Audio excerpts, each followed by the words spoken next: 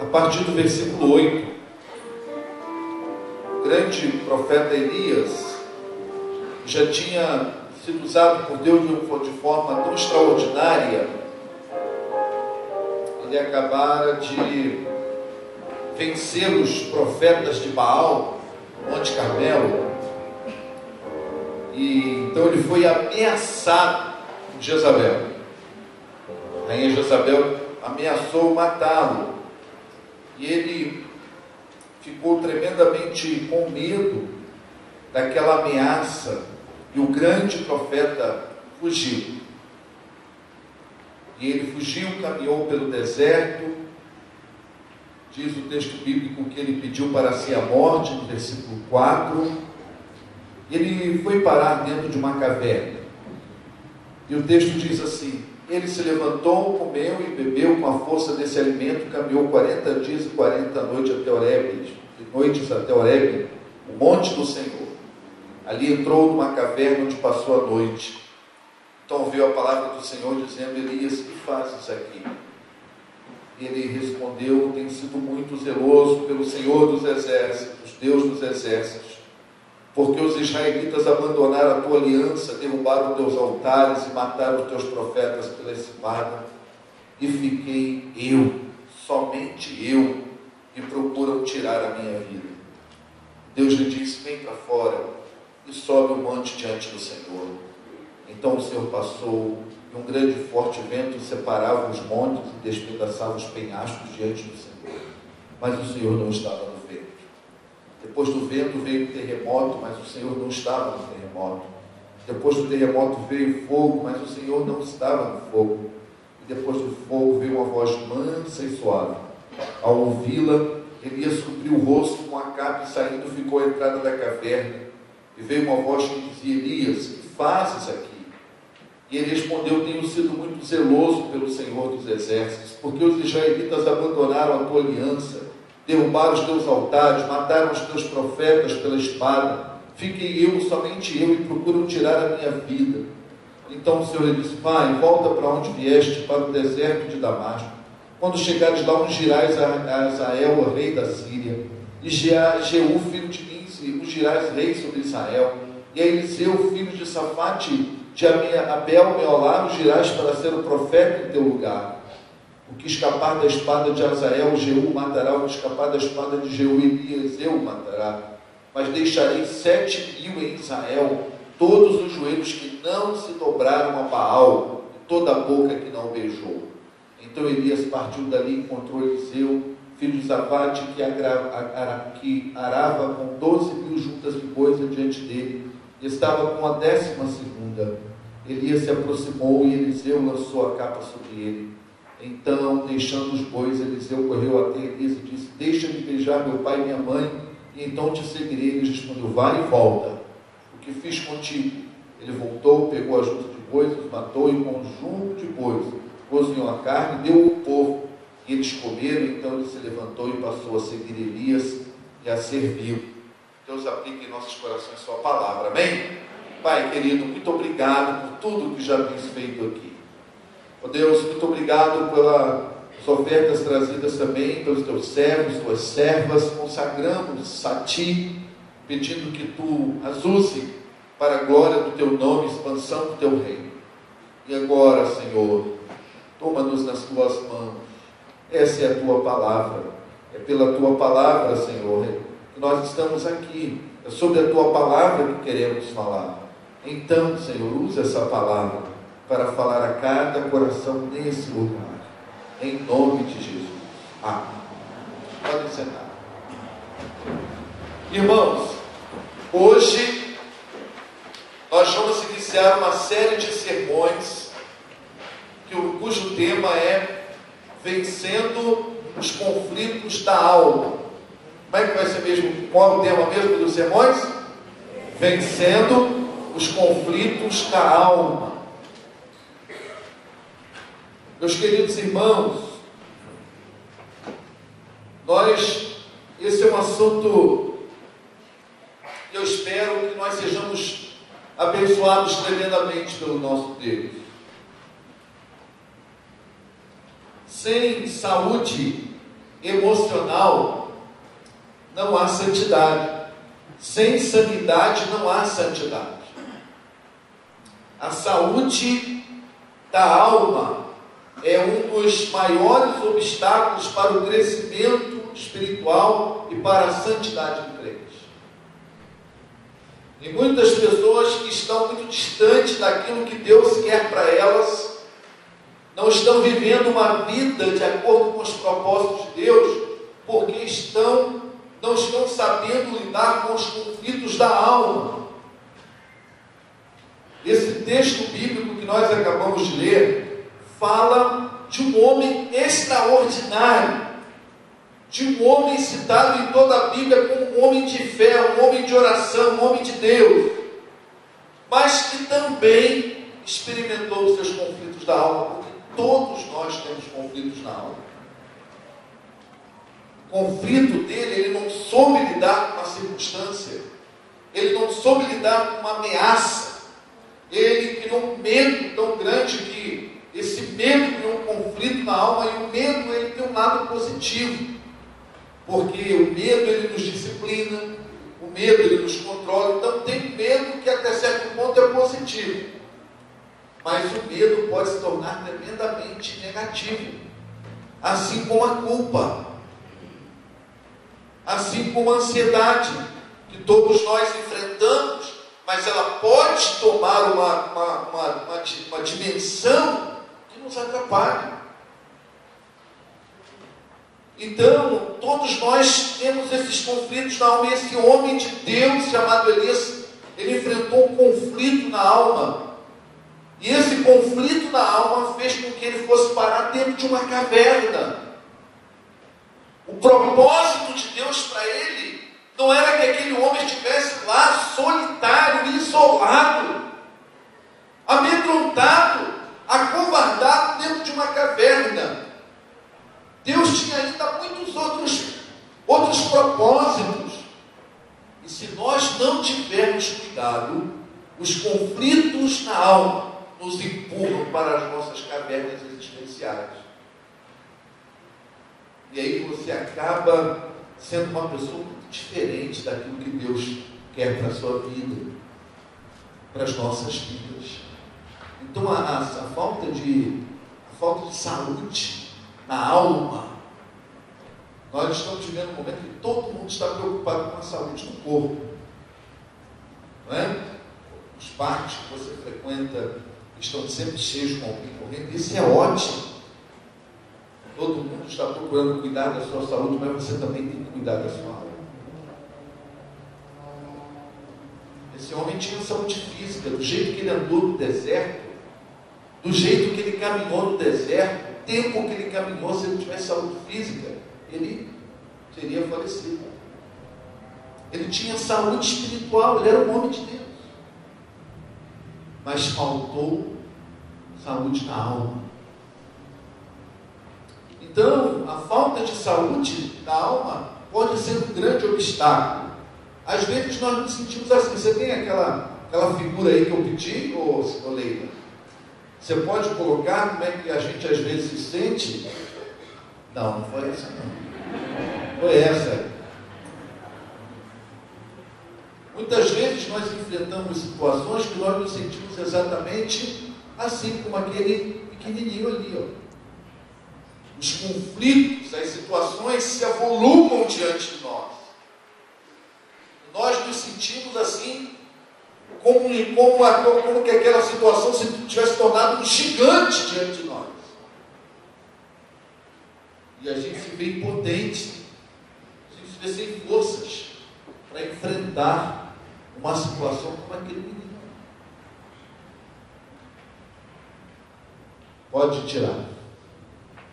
E aí, o que nós queremos durante esse mês pregarmos sobre esse assunto é entendermos que nós precisamos refletir sobre os nossos conflitos emocionais e a fim de que nós possamos, com essa reflexão, restaurar na nossa vida emocional, com a ajuda do Espírito Santo de Deus, tudo que precisa ser restaurado para que nós sejamos crentes, para que nós sejamos pessoas melhores. Todos temos conflitos na alma, como eu falei, e todos precisamos aprender a lidar com essas situações. Nós somos pecadores e vivemos num mundo arruinado pelo pecado. Só isso já é uma explicação básica para que nós tenhamos conflitos. Nós somos pecadores, mas também convivemos com pessoas afetadas pelo pecado. Eu sou pecador, mas a minha esposa também é afetada pelo pecado. Eu sou pecador, mas os meus filhos também são afetados, são salvos, são crentes, mas também são afetados.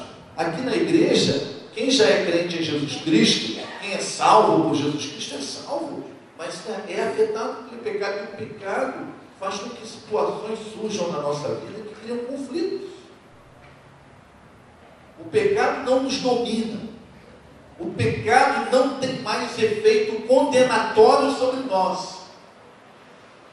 Um crente em Jesus Cristo, uma pessoa que se entrega a Jesus Cristo, o pecado não tem mais efeito condenatório, ou seja, o pecado não leva mais essa pessoa para longe do céu, não leva mais para o inferno. Por quê? Porque Cristo já justificou, porque ela é salva. Mas o pecado ainda gera consequências relacionais, existenciais, ainda gera problemas, porque nós ainda somos pecadores. E é por isso que por isso que nós temos muitos conflitos ainda. A Bíblia diz que o homem é corpo, alma e espírito. A palavra de Deus lá na primeira carta aos Tessalonicenses, essa Bíblia vai dizer isso. E eu quero ler esse versículo com vocês.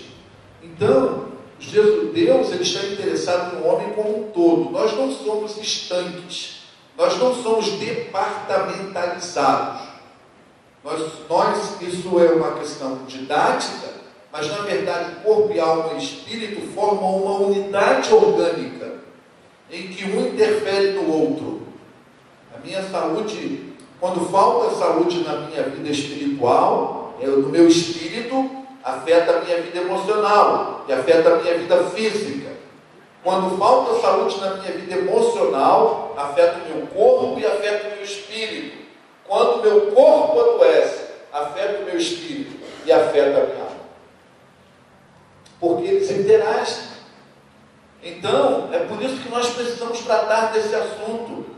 É por isso que nós precisamos falar desse assunto, porque talvez aqui nesta noite, e talvez ao longo desse mês aqui, nós vamos estar com pessoas que, por causa de questões da alma, estão solitários em suas cavernas existenciais. Então a palavra de Deus lá em 1 Tessalonicenses capítulo 5, versículo 23, diz assim: o próprio Deus de paz vos santifique completamente, e o vosso espírito, a vossa alma e o vosso corpo sejam mantidos plenamente irrepreensíveis para a vida do nosso Senhor Jesus Cristo. Ou seja, que quando nós, em Cristo voltar, nos encontre fisicamente, nos encontre espiritualmente e nos encontre emocionalmente perfeitos, ou com saúde, melhor dizendo. Então, irmãos, a alma humana, o espírito, a nossa parte do espírito é aquela nossa parte humana que é a fonte da vida humana. Sou espírito, imortal. O espírito do homem é imortal. Esse espírito do homem jamais morrerá. Ele é a fonte da vida, é a essência espiritual, religiosa do homem.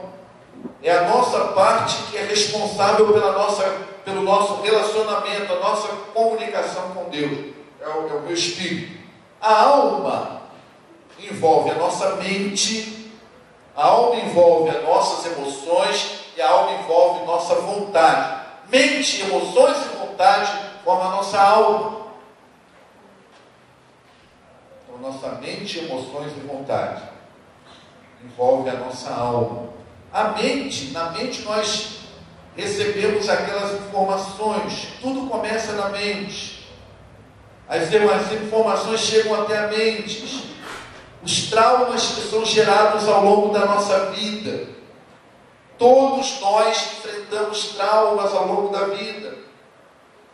Nós também chegam à nossa mente informações geradas pelas circunstâncias do ambiente em que nós vivemos.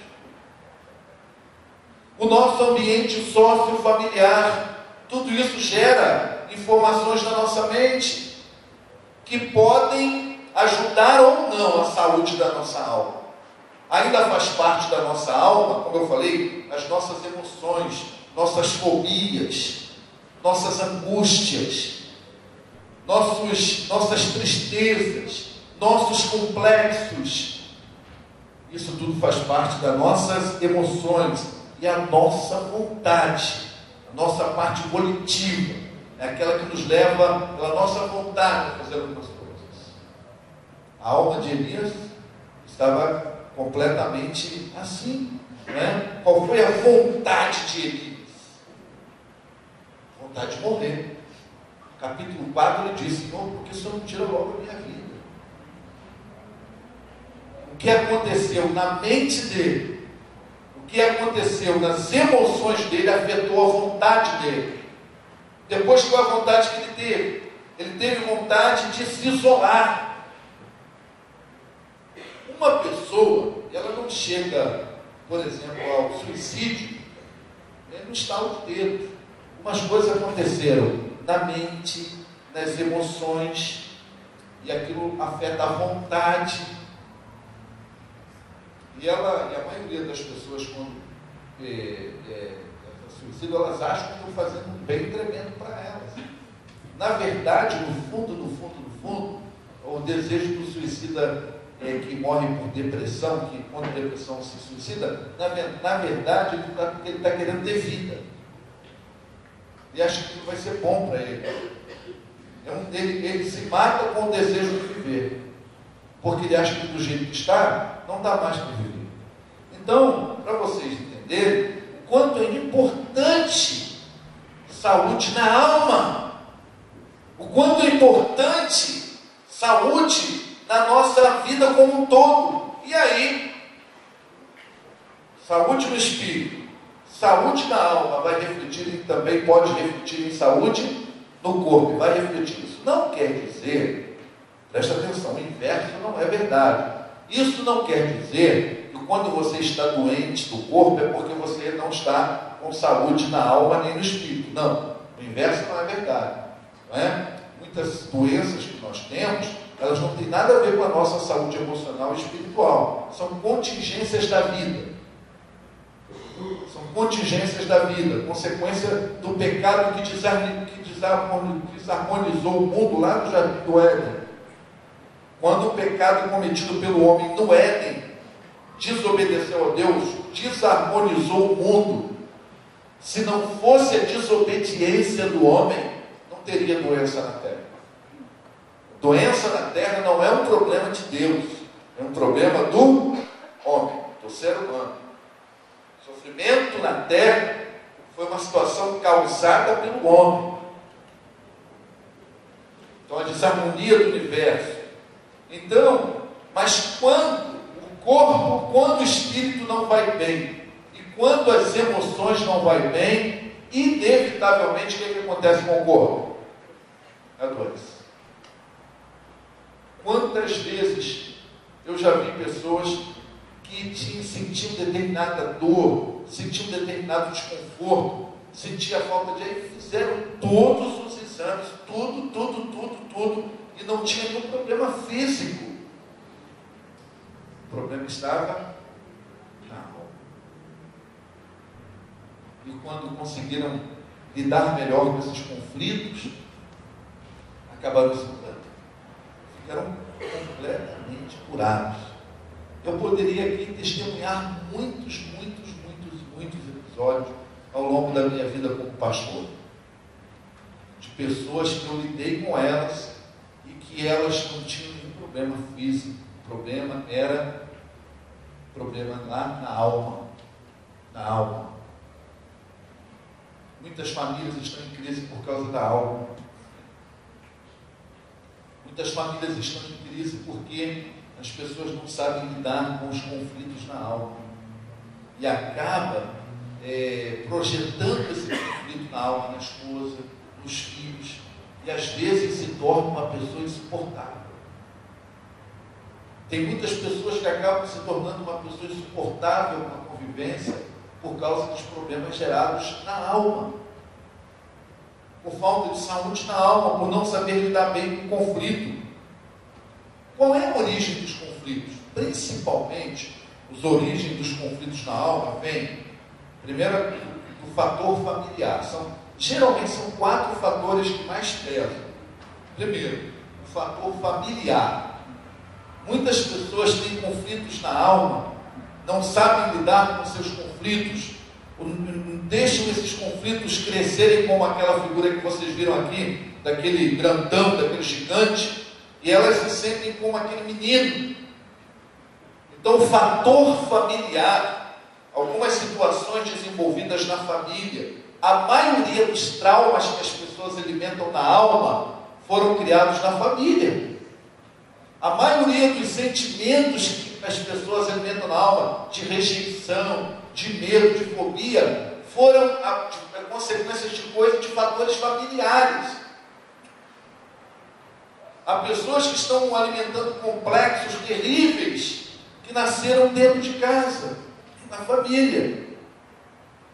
Então, preste atenção, é muito importante para que você tenha saúde emocional e você lide bem com seus conflitos, que você também entenda qual foi a origem do seu conflito.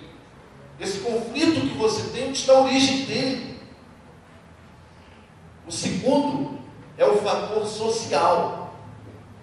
sociedade, a influência do meio social onde você e eu vivemos. Pessoas que o meio social onde viveu trouxe grandes e sérias consequências para a sua vida. Sim ou não? Talvez tenha até alguém que conosco está refletindo sobre isso. O outro fator é o fator espiritual.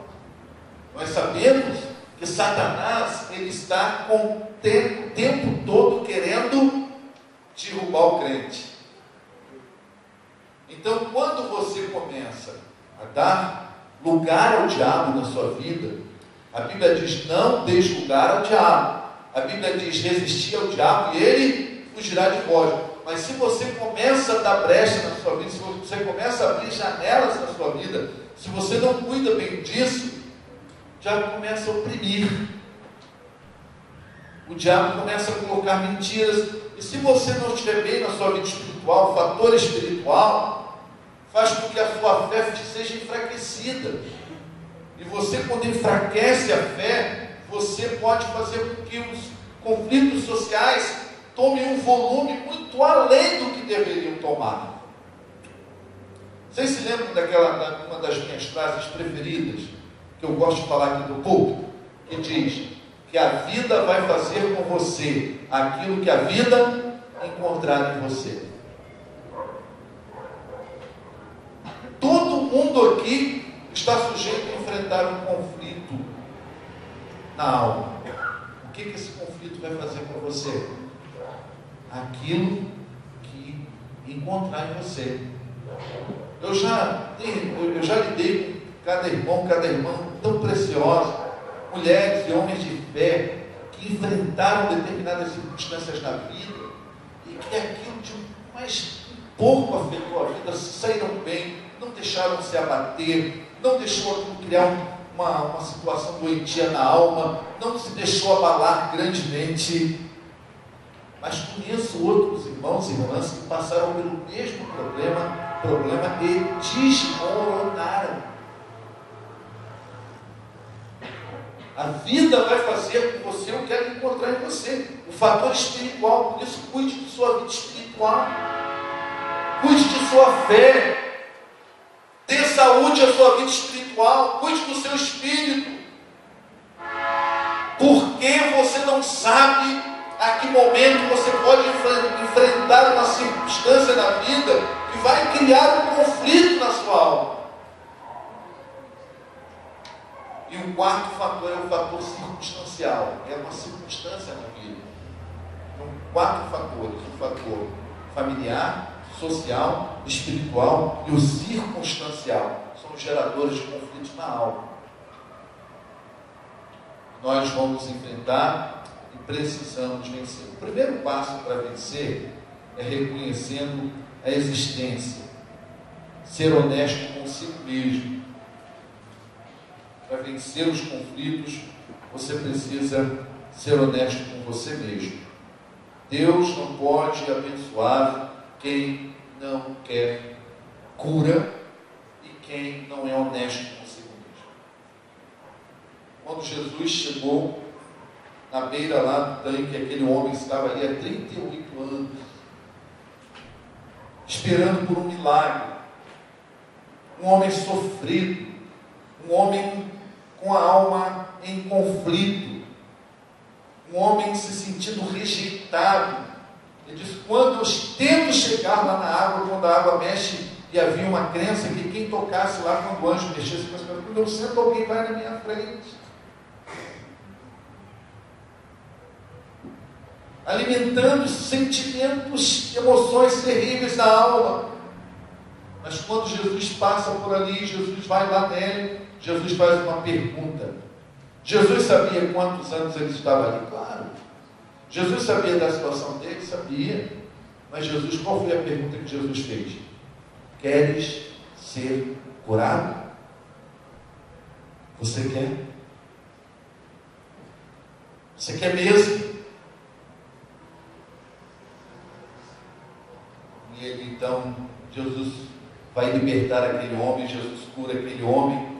E aquele homem que estava há 38 anos numa vida miserável, quando encontra com Jesus, ele se levanta para uma vida nova, uma vida cheia de significado, uma vida cheia de sentido, uma vida abundante. É isso que Jesus quer fazer com você, comigo. É assim que Jesus quer que a gente viva.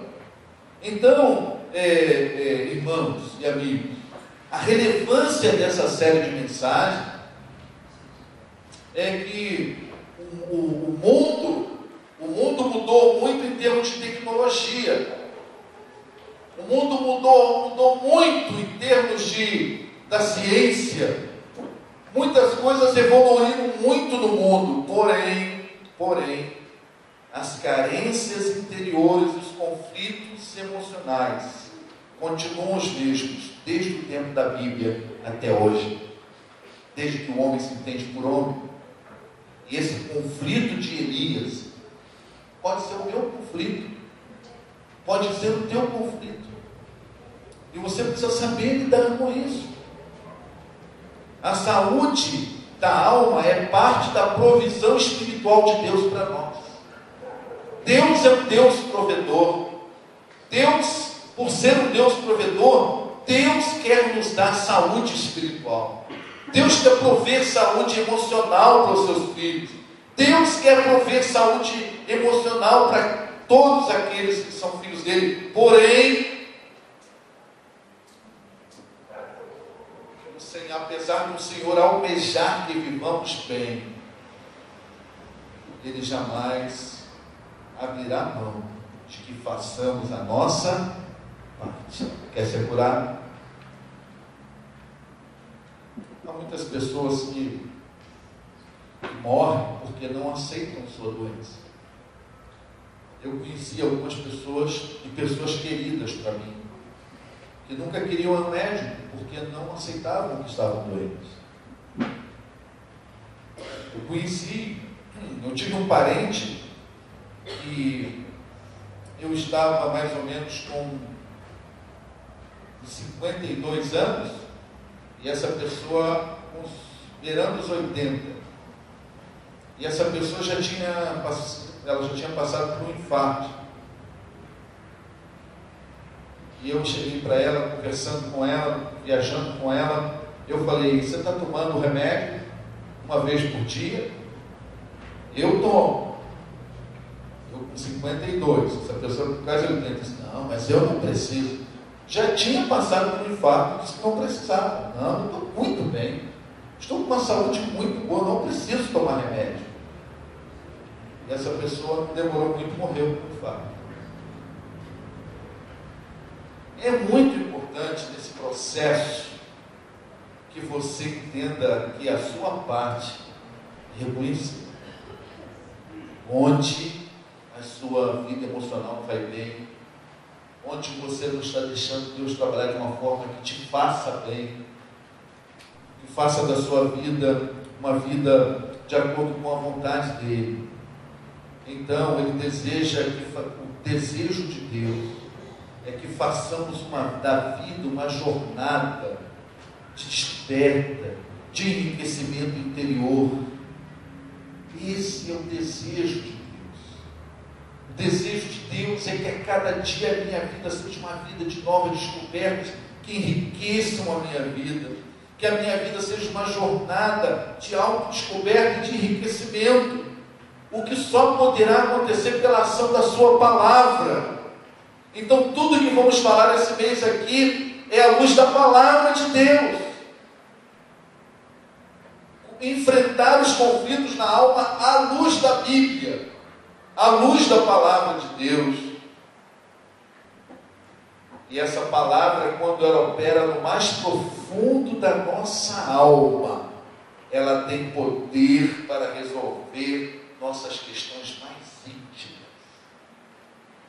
Ninguém, nada, nem ninguém no mundo tem poder para penetrar no mais profundo do nosso ser do que a palavra de Deus. E é por isso que nós vamos tratar esse assunto aqui ao longo desse mês, mas à luz da Bíblia, à luz da palavra de Deus. Eu vou pedir para que o Data Show projete aqui Hebreus capítulo 4, versículo 12, para nós lermos juntos. Então, meus irmãos, o que Deus quer trazer na sua palavra, vamos ler daqui a pouco, é restauração emocional. A palavra de Deus, sabe o que acontece com a palavra de Deus? A Bíblia diz que essa palavra é como um espelho. Quando eu olho lá no espelho, eu vejo, meu bigode está torto, minha costeleta está fora de hora, eu estou com um machucado aqui, o cabelo está despenteado. O que a palavra de Deus faz é você olhar lá na sua alma. O espelho que eu olho em casa, na hora de armar, não deixa eu ver a minha alma, mas a Bíblia é o espelho que faz eu ver a minha alma. Você vai, quando começa a ler a palavra de Deus, é um espelho que vai falando assim, olha como é que está a sua alma, vai mostrando para a gente como está a nossa alma. Que maravilha a palavra de Deus, que maravilha, porque o espelho humano não tem condições de ler a minha alma, porque a tomografia, a ressonância magnética, não fazem ressonância magnética da alma. Mas a palavra de Deus, ela revela o que está lá na minha alma e como resolver. O que diz a palavra de Deus? Olha lá. Vamos ler juntos?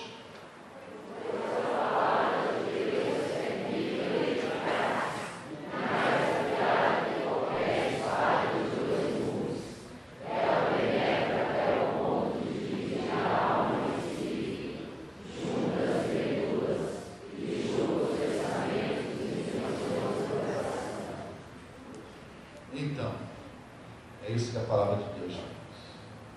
Eu estou fazendo uma introdução, eu vou continuar depois falando um pouco sobre Elias, né? O nosso tempo não dá que a gente avance muito hoje, mas eu quero então voltar para o texto, para abordarmos algumas coisas nesse texto baseado nessa introdução. Nós não vamos muito tempo por causa da hora, né? Mas, quando a palavra de Deus é lida, nesse assunto com relação a Elias, tem algumas coisas interessantes que nós podemos conversar hoje aqui. Elias, então, era um homem, como eu falei, que tinha experimentado grandes vitórias. Ele viveu momentos de grande alegria. Ele venceu grandes obstáculos. Mas agora, dentro daquela caverna, ele se sente sem graça, sem sentido, sem gosto, fragilizado, medroso, mal-humorado. E não é só Elias. Outros homens que foram grandes heróis da Bíblia, como Davi, Moisés, Jeremias, Paulo, enfrentaram conflitos na alma, em que eles se sentiram também tremendamente marcados. Esse homem, Elias, irmãos, é aquele mesmo que com autoridade chegou diante do perverso rei Acabe e denunciou o pecado. Esse homem, Elias, é o mesmo que foi lá no deserto de Querite, sustentado por quem? Quem se lembra? Corvos. Ele foi para lá e foi sustentado por corvo. Corvo é o animal mais egoísta que tem. O corvo, olha, esquece o que eu falei.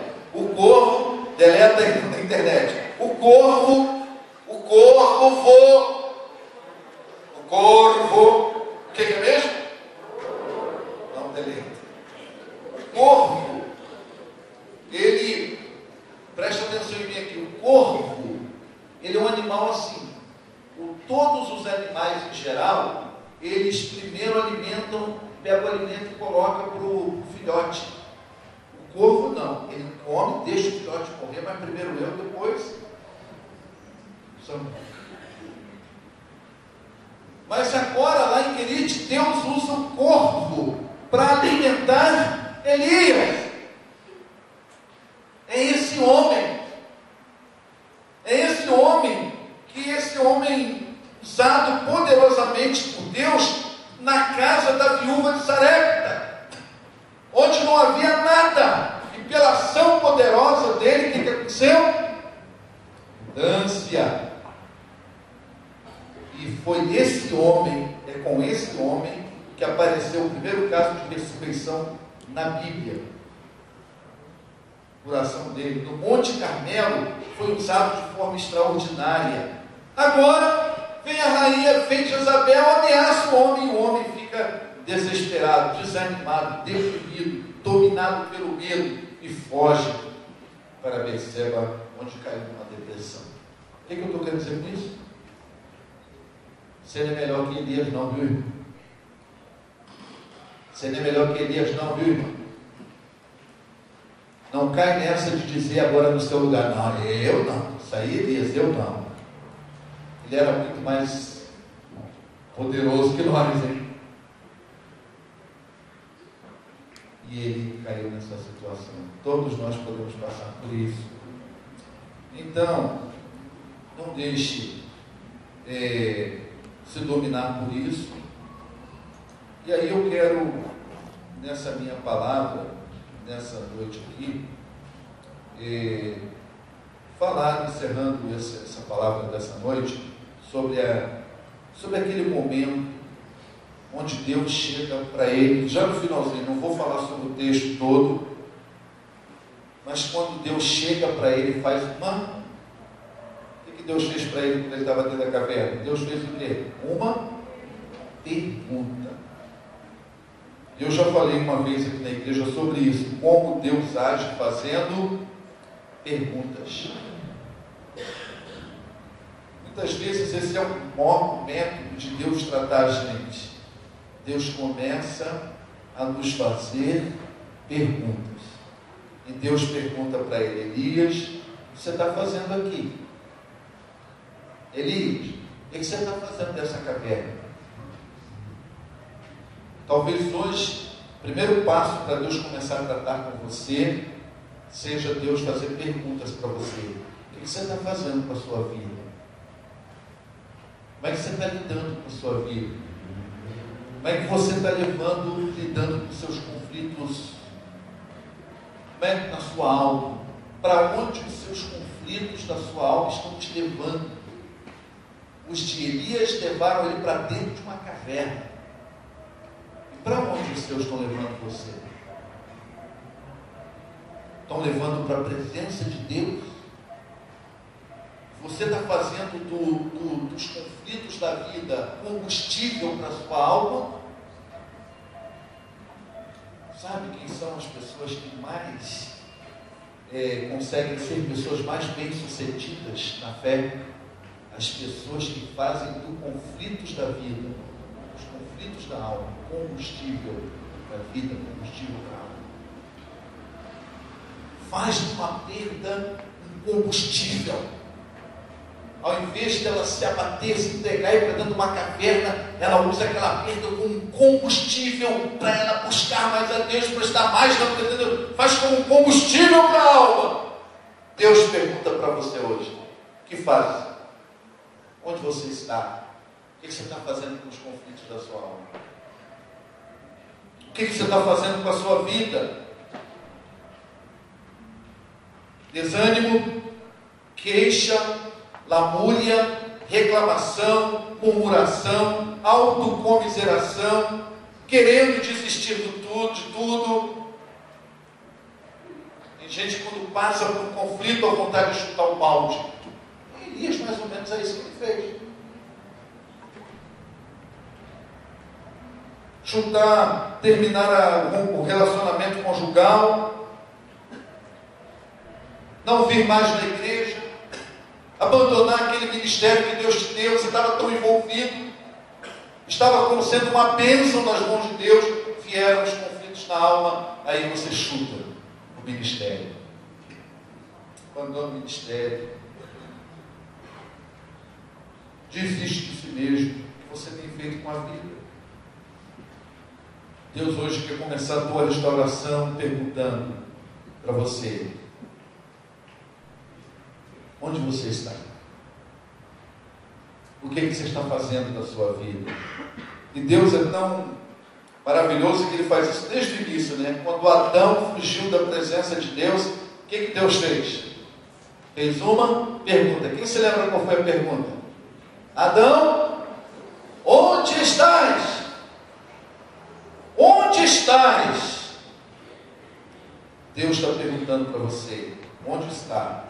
Deus perguntou para Saulo: por que me persegues? E Deus usou Natã para fazer perguntas a Davi. Deus faz essa pergunta. O que você vai responder para Deus? Segunda coisa que eu quero destacar nesse finalzinho aqui: precisamos reconhecer que a causa está em nós mesmos. Preste atenção no que eu vou dizer, olha para mim.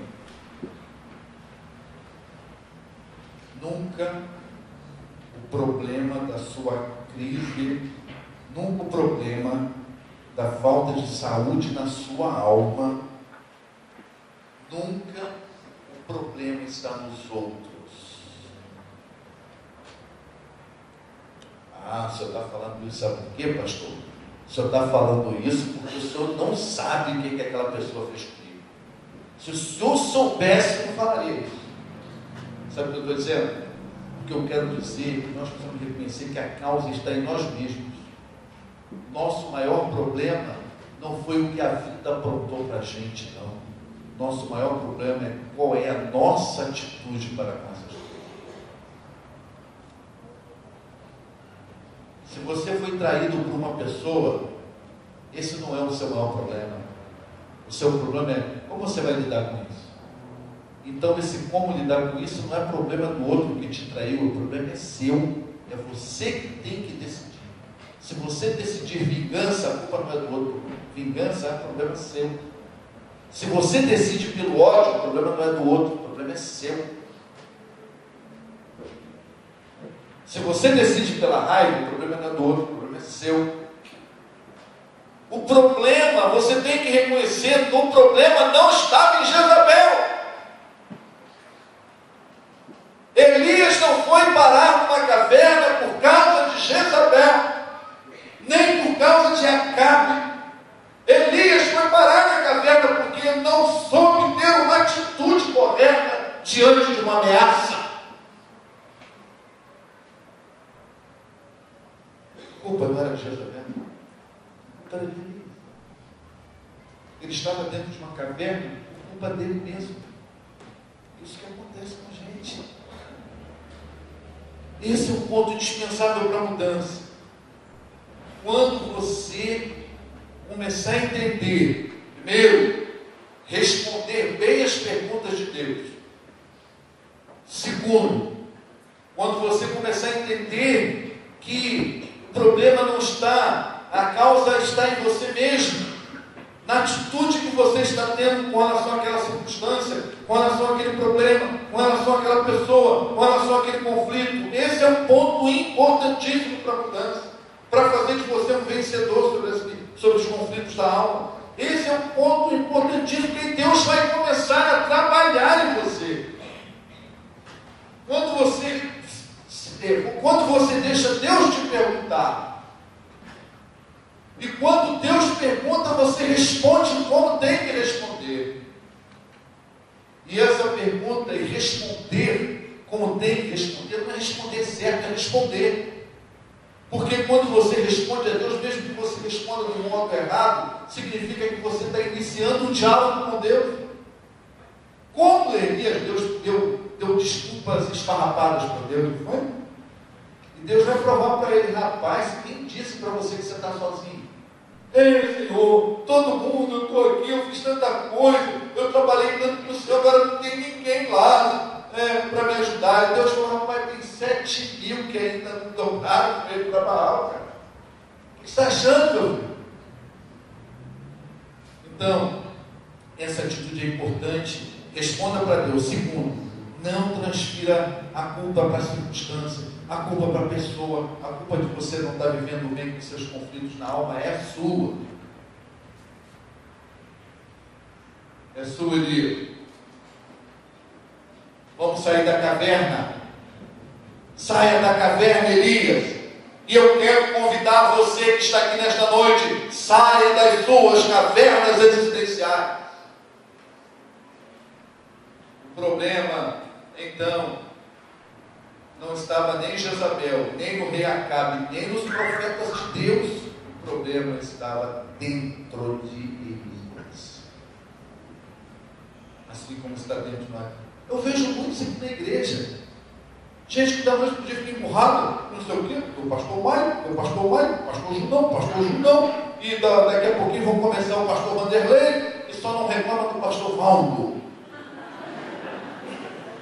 E começa, irmão, como é que está você? Está empurrado, irmão? Você está assim, não, é o pastor Valdo, é o pastor Junão, para ter nada é você mesmo. Que não está sabendo lidar com essa situação.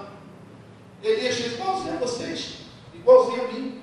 Começou a jogar com o Jezabel, e Acá, e nos profetas, e não sei mais quem. Somos nós, irmão. Você quer curar? Eu estou arrasada hoje, pastor. Eu estou com a vida acabada. Eu fui a um médico, meu marido fez isso, fez aquilo. E onde ele está hoje? Está curtindo a vida. Está vivendo a vida com outra pessoa. E você está aí acabada? A culpa é sua. Isso eu posso falar que eu vivi isso dentro de casa com a minha mãe. Nunca deixou que uma circunstância dessa arrasasse com a vida dela. Ela sofreu, mas teve a atitude certa. É isso. Venha para a terceira coisa, então, nesse finalzinho. Deus tem uma palavra de cura. A palavra de Deus pode mudar você. Quando Deus começa a falar com Elias, Elias foi curado. Claro que eu não estou entrando em detalhes de cada hora, mas ele foi curado. Quando Deus começa a falar, quando você dialoga com Deus, responde as perguntas de Deus, quando você traz a responsabilidade para si, aí Deus começa a falar palavras de cura. E foi o que ele fez com Elias. Ele começou a falar palavras de cura. E Elias falou, gente, mas como é que eu não vi isso? Gente, eu não estava entendendo isso. Deus, Elias, você ainda vai ungir, você ainda vai ungir um rei, vai ungir um rei, você ainda vai fazer isso, você ainda vai fazer isso. Mas eu não estou entendendo como eu ainda vou ser útil, como tem ministério para mim, eu aqui dentro dessa caverna. 3 coisas que eu queria que você saísse daqui hoje, para ser um vencedor dos conflitos da alma. Responde as perguntas de Deus, mas responda. Peça a Deus, converse com Ele, deixa Deus começar a falar com você. Onde você está? O que você está fazendo da vida? Mas não responda isso com preconceito, não. Converse claramente com Deus. Diga para Ele. Talvez até que você vai falar uma coisa assim que daqui a um tempo vai ser, como é que eu vou fazer? Deus quer que você fale. Deus quer conversar com você. Responda as perguntas de Deus. Segundo, traga a responsabilidade para si. Tenha uma atitude correta diante das adversidades, diante dos problemas, diante das aflições, diante dos traumas. Tenha uma atitude correta. E terceiro, deixa Deus te abençoar com uma palavra de cura. Deus curou Elias. Deus começou a ministrar palavras de cura na vida dele. E é isso que eu espero que Deus faça aqui ao longo desse mês. Deus ministra palavras de cura. Palavras de cura. Palavras que tragam saúde para as nossas vidas. Eu encerro então com esse versículo da palavra de Deus no Salmo 119. E esse versículo, nós vamos ler, diz assim: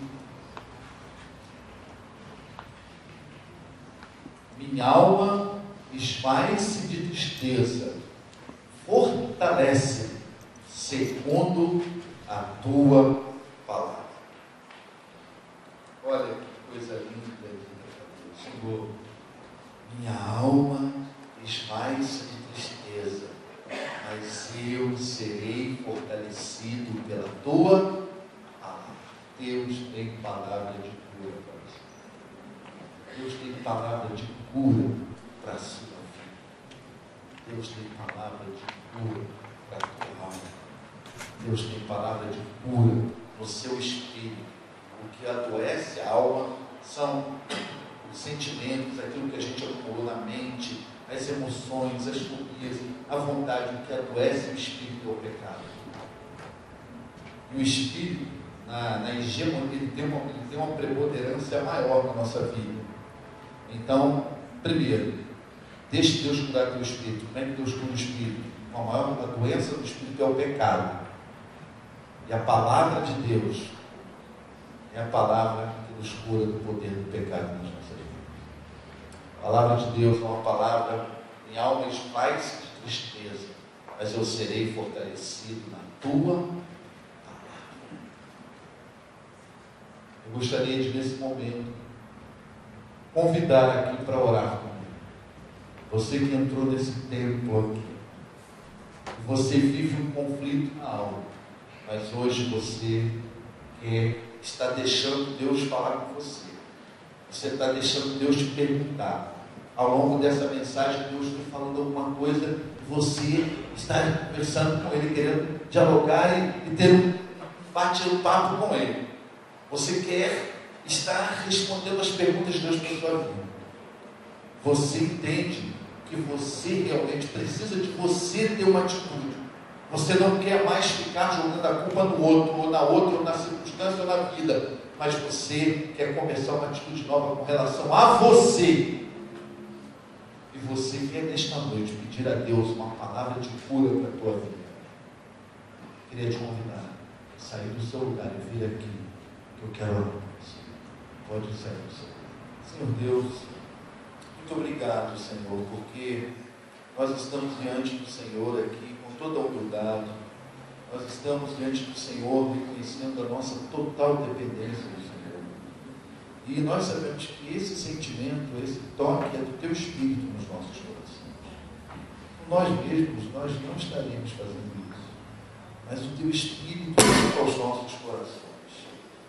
Senhor, hoje o Teu Espírito falou a cada irmão, cada irmã, e a todos nós que estamos aqui, não só esses que estão à frente, mas esses especialmente estão diante do Senhor, dizendo: precisamos do Senhor para uma palavra de cura, precisamos do Senhor para enfrentarmos os conflitos da nossa alma, precisamos do Senhor para sermos vencedores sobre os conflitos da alma. Ó Deus, em nome de Jesus, que assim como Elias saiu daquela caverna e dali voltou a ser uma bênção nas tuas mãos, que tudo aquilo que tu tens para os teus servos e que os conflitos da alma tiraram, torna a dar vitória. Restaura, Senhor, cura, dá saúde na alma, saúde no espírito e também saúde no corpo. Seja, Senhor, com cada um, sustenta-os com a tua palavra de poder, sustenta-os, Senhor Deus, e abençoe cada um, seus familiares, os seus círculos de relacionamentos, para que cada um seja uma bênção por onde passar.